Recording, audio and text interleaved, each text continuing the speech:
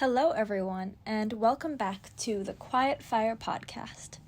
Today, I want to talk about the connection between theater and art and the greater thing that is life.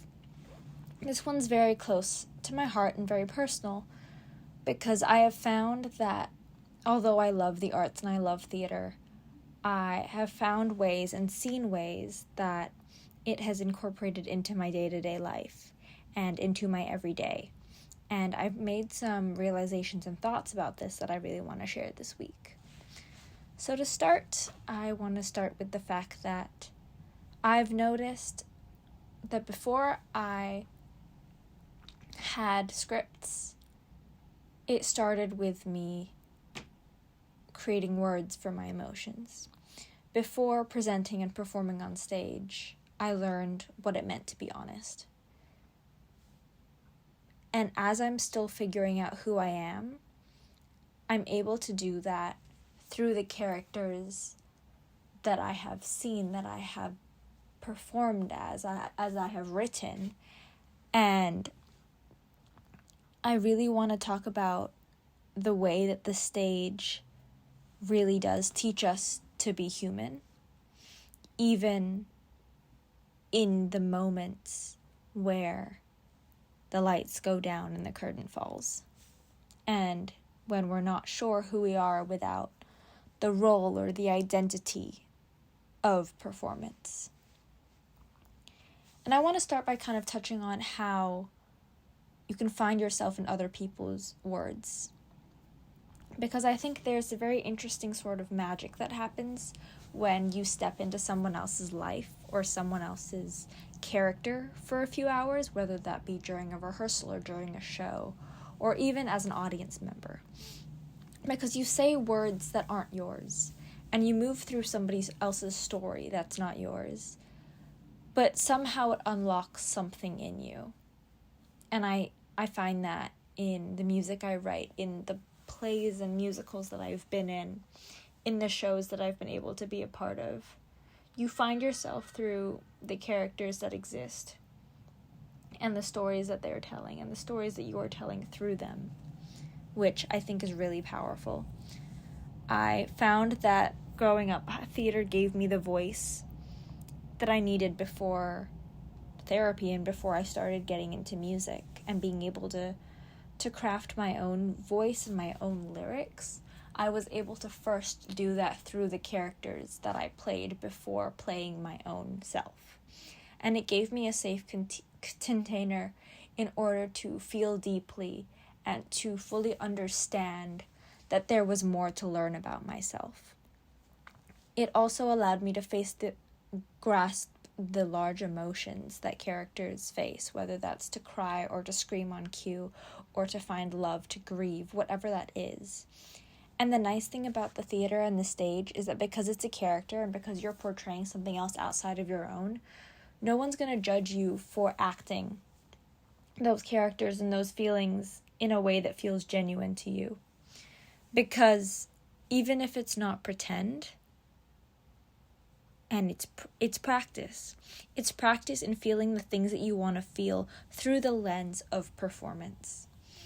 And I think performance is simply just practice for being alive, for holding more than one truth at once, and practice for loving people who are flawed and complicated and real, because at the same time, our reality is confusing and complicated, but also the scripts and the characters that we portray and that we come up with are also as complicated and flawed and real. I also think that honesty and realness and truth doesn't always look the same every day. And I think that's a wonderful part of theater, that it allows us as theater makers and as creators to make changes in scripts, in performances, in whatever it is, and keeping it real, but also keeping it true. The story is the same, but an actor can choose to make small changes from show to show. Whether a playwright decides to add a line after the first couple weeks of performances doesn't majorly change the story, but it changes part of the authenticity that comes with it. And what this has taught me is that being consistent doesn't mean being identical. As humans, we're allowed to show up differently on different days, regardless of what's going on.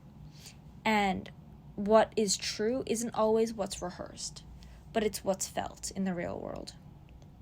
And so, if you've ever beat yourself up for not being the same version of you every day, I hope you know that you don't have to be. Because even in the theatrical world, you can play the same scene 100 times and still discover something new in it. And that's not failing. That's learning and growing and being alive. I also think that a big thing that theater has taught me is that it's not always about the lead character. And while productions can make it seem that way, I've realized that the real magic can be found in the ensemble, in the quiet harmonies, in the whispered cues, in the background movement that builds the world. And in life, that's what being human is too. Most days, we're not the main character in someone else's story.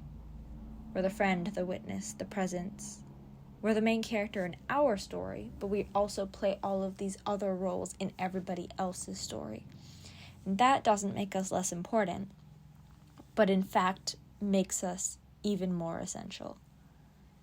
Because if I've learned anything from theater is that as a community we rise together, and that someone's spotlight is only possible because of the people who are supporting it just off stage.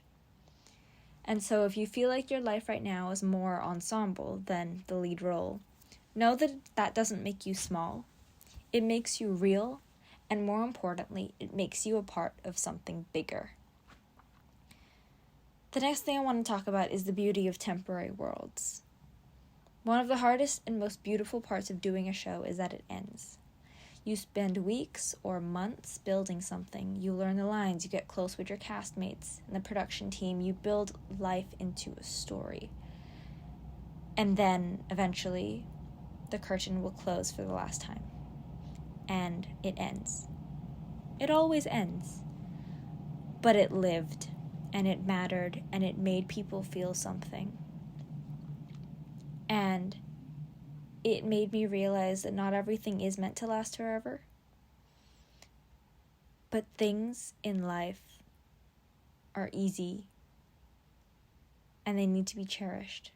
Because they're always fleeting, they always leave. And it's not about them leaving, but it's about the importance that they had when they were there and they stayed.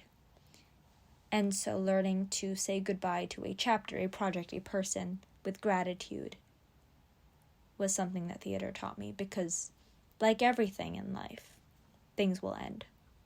And that's okay. We don't need to forever to make something real. We just need to be all in while it lasts. And sometimes the hardest part is separating yourself from the art. There's a moment after the show when you take off the costume, you wipe off the makeup, you put the set away, you turn down the lights, whatever it is, and you come back to being you.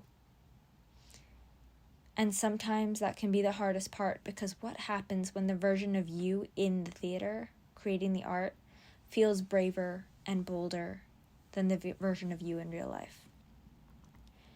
And theater taught me that I need to learn to love the offstage version of me, the person outside the theater, the person outside the career role, the job description, whatever that is. And I hope you know that you're still real outside of those things. Those titles don't make you who you are. Those characters don't make you who you are. Every person is a story and a project in progress. It's messy. It's beautiful. Sometimes it can be unspeakably sad. And sometimes it can be absurd. But it's alive. Theater taught me to look at strangers like characters with backstories. To imagine everybody carrying a secret monologue in their chest. To remember that even the smallest action, a glance, a pause, a touch, can change everything. And if you feel like your story doesn't matter right now, like your life is stuck in an endless scene change. I hope that this reminds you that your story isn't over. The next act, the next chapter, is coming, and you are allowed to make it your own. So I think to conclude, theater taught me to feel more deeply, to listen more closely, to hold space for stories that aren't mine, to believe in the magic of connection, and to say goodbye again and again with an open heart. Even now, when I walk into a theater, I feel the sense of aliveness, the willingness to feel things all the way through. And after all, isn't that what being human is?